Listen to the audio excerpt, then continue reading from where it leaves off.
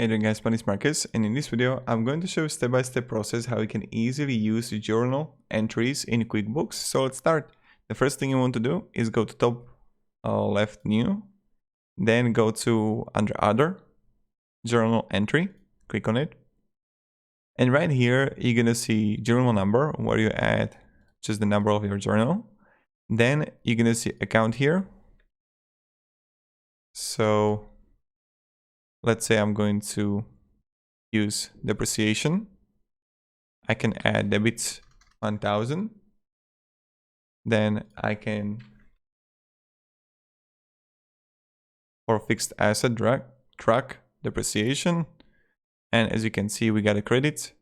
Then I can simply add a description of track. And right here also, I'll just copy it. And you see right here, the total 1000, 1000. You can simply add multiple lines. You can move it and then go to bottom right, save and new or save and close. And this is pretty much it how you do it. And then you're gonna see that automatically you're gonna see journal number 2.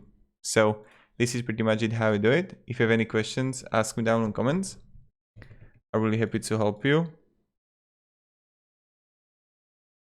And yeah, have a great day and goodbye. See ya.